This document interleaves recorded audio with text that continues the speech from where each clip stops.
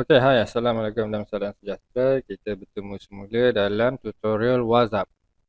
Okey, untuk tutorial kali ini saya akan share berkaitan My Apps. My Apps ni dalam WhatsApp ia adalah macam mana kita nak connect WhatsApp menggunakan API dengan sistem sedia ada anda, ataupun sebagai contoh untuk WordPress, Laravel dan lain-lain sistem lah, untuk kita send message dari menggunakan WhatsApp kepada user.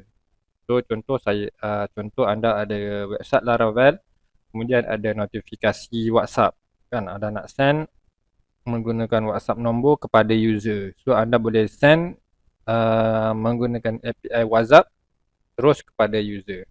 Sebagai contoh, anda boleh login ke dalam dashboard WhatsApp dan pergi ke bahagian My Apps, klik dekat My Apps. So dekat sini dia akan display semua apps yang ada lah. Apps ni adalah integration dan number of integration yang ada.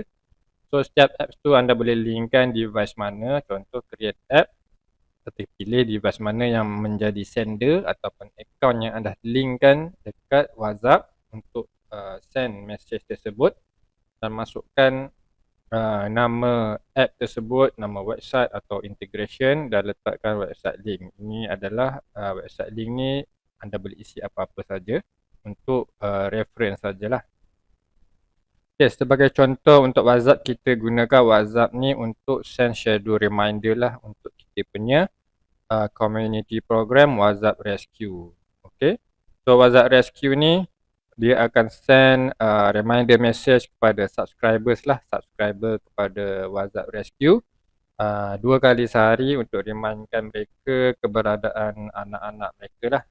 Okay, so ini adalah tujuannya untuk mengelakkan kita terlupa ataupun subscriber tu terlupa kan, tinggal anak dalam kereta ke, pergi kerja ke. So dia akan remindkan pada pagi pukul 10 dan petang pukul 3 lah. So dia akan send ke WhatsApp, tanya kat anak kat mana, macam tu. Okay, so ini adalah dia ada documentation untuk REST API untuk kita integrate dalam sistem sedia ada. So documentationnya akan menggunakan anda punya app key. So setiap app ataupun setiap integration tu ada key yang berbeza, dan juga kita punya auth key. So auth key ni ikut anda punya account WhatsApp. So dia perlukan dua-dua, dan anda boleh gunakan guide yang ada ni untuk buat integration lah. Alright. So buat masa sekarang kita hanya boleh integration untuk send message, text message dengan file dan juga template. Okay, ini saja. So anda boleh refer guide yang ada untuk anda punya integration. So ini adalah bahagian My Apps. Okay, seterusnya dalam tutorial ini kita akan rangkumkan sekali juga berkaitan contact book. So contact book ni adalah untuk anda keep semua maklumat database anda lah, user. So untuk contact book, kat sini kita boleh search user. Kita ada, bila anda klik contact book, anda boleh search user tersebut, anda boleh klik dan anda boleh delete. Okay, select user mana nak delete, delete selected. So dia akan remove lah. Okay, so dia akan remove user yang kita dah select tu. Okay, untuk create user, so anda boleh create contact. Ini adalah single user, anda boleh create single user. Okay, contact groups, anda boleh create juga groups. Okay, create group, nama group untuk kita categorizekan user ke dalam group. So untuk edit group, so kembali kepada contact list. So anda boleh import contact daripada CSV atau Excel tu kan, .csv file. So anda boleh download sampel dekat sini. So anda kena susunlah nama dan nombor telefon yang ada format country code. Contoh, okay, bila dah upload, anda boleh select group mana yang anda nak masukkan user yang anda import tersebut.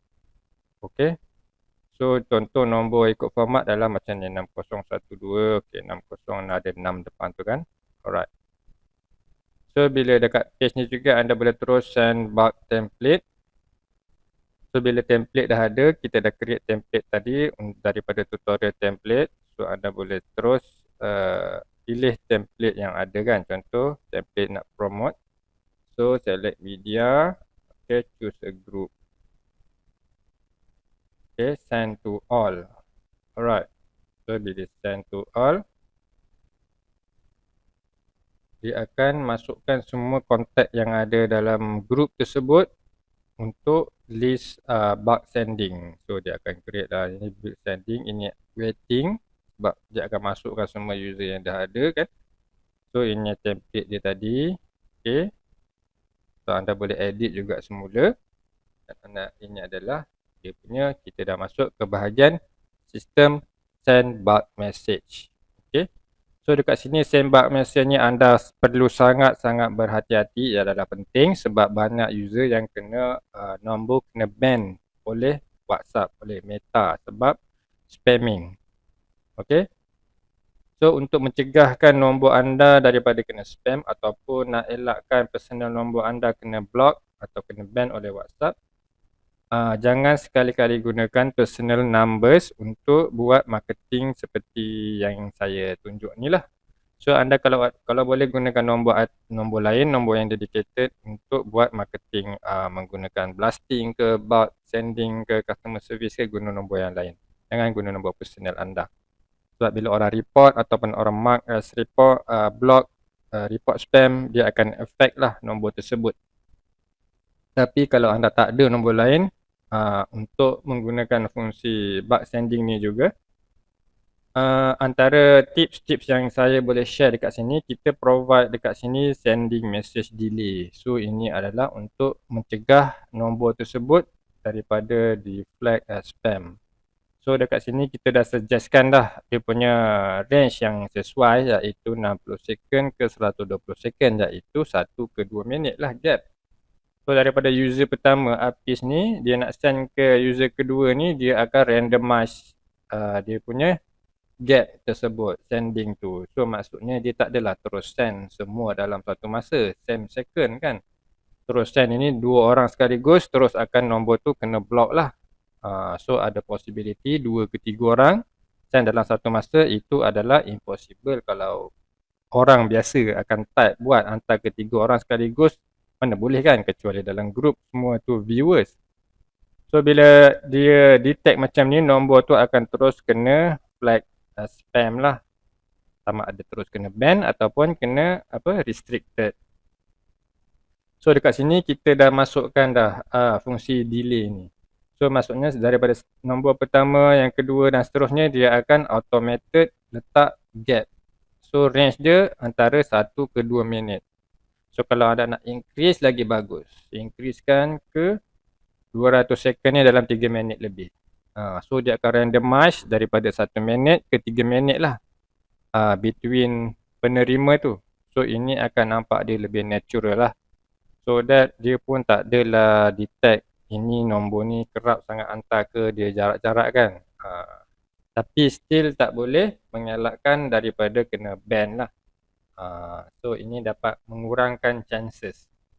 So sebaiknya nombor yang digunakan tu dedicated number, dan nombor tu sebut anda perlu orang panggil untuk warm up lah. Maksudnya kita guna dulu nombor baru tu untuk chatting biasa-biasa kan, chatting hello ke apa, guna AI ke apa kan, untuk dia respond naturally. Kemudian after 1 minggu ke 2 minggu, baru gunakan dia untuk mass sending ataupun bulk sending. Maksudnya nombor tu kena panaskan dulu supaya tak adalah terus register WhatsApp, akaun WhatsApp terus guna untuk blast. Itu lagi akan kena ban terus. Okay, so untuk bulk sending ni, kalau kita dah run ini kan, send to all, kita kena tunggulah, jangan tutup ini. Okay, sebab ini juga untuk mengelakkan user abuse. So that user tahu boleh tunggu kat sini apa jadi kepada nombor tersebut. So kalau agak-agak dah banyak, kita boleh stop lah ataupun nak send satu-satu dan biarkan dia terbuka. Biarkan page ni open saja sampai nombor tu habis. So sebab kita purposely bukannya untuk bulk messaging lah WhatsApp platform ni, tapi ada that features, tapi kita tak galakkan lah sebab nanti ada banning ke apa, kita pun tak nak benda tu jadi. Tapi sebenarnya dia boleh buat, cuma kita kena macam beragak-agak lah. Kalau nak buat mass sending pun janganlah terlalu banyak, 1000 sehari, ataupun kita kena tunggulah. Kalau anda kena tunggu, maksudnya anda tak nak lah send banyak kan, so send sikit-sikit. So kalau kita biarkan dia bergerak dekat background, So anda letak terus 100,000 punya database, so run terus submit, so sistem akan run. Tahu besok nombor dah kena block. Okey, kita tak nak jadi macam tu kan. Dia bukan tak boleh send, tapi nanti dia akan menyebabkan nombor kena block terus tak boleh gunalah kan. Anda pun nanti terus stop. So kita tak nak macam tu. So bila nak anda tunggu, maksudnya anda kena ada masa untuk run untuk bulk sending. So kita boleh reducekan amount of receivers tu. Mungkin 100 ke dulu send sehari ni, boleh tunggu, dan esok send lagi 100. Dan itu should be okay lah. Okay, itu untuk bulk sending. Bila send to all, dia akan keluar status kat sini, send, dan send. Anda boleh delete mana yang anda tak nak send. Okay, untuk schedule message pula. Okay, schedule message ni untuk message ke hadapan. Maksudnya kita tak nak send hari ni, kita nak send pada tarikh-tarikh tertentu kan. So contoh kita create schedule. Okay, schedule name contoh birthday ke apa-apa ke, kita tak nak terlupa. Kita nak jadi orang pertama message penerima pada tarikh sekian-sekian kan, tepat pukul 12.00.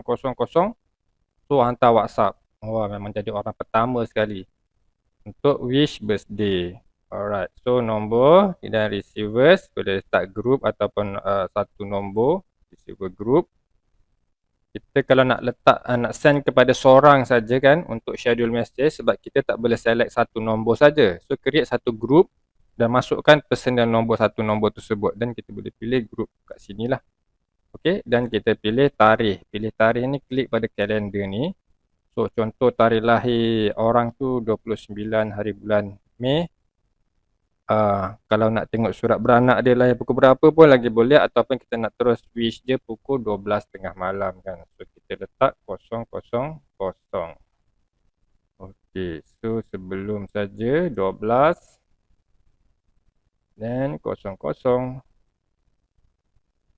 pagi. Alright, 12 tengah malam tepat dia akan message time zone, pilih Malaysia.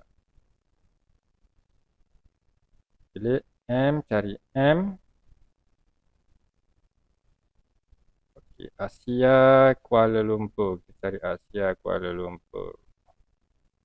Okey, Asia Kuala Lumpur. Dan text message, boleh letak teks. Kalau ada gambar, anda boleh letak gambar kek ke atau apa-apa perayaan. So letak sini happy birthday.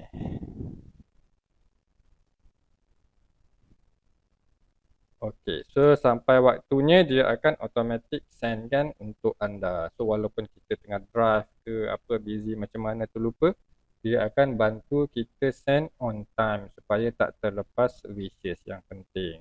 Alright, so ini adalah tujuan untuk schedule message. Ataupun kita nak remind staff ke, untuk remind boss ke untuk meeting pada tarikh-tarikh sekian kan. Takut kita busy ataupun kita terlupa nak remind, ataupun telefon mati atau lain-lain. So dia akan tolong remindkan send schedule message tersebut kepada receiver yang kita nak lah. Kita boleh letak create schedule, dan kita boleh letak banyak-banyak schedule lah dekat sini. Bila dah run, so nanti schedule tu dia akan run lah. Dia akan tengok tukar status kepada delivered.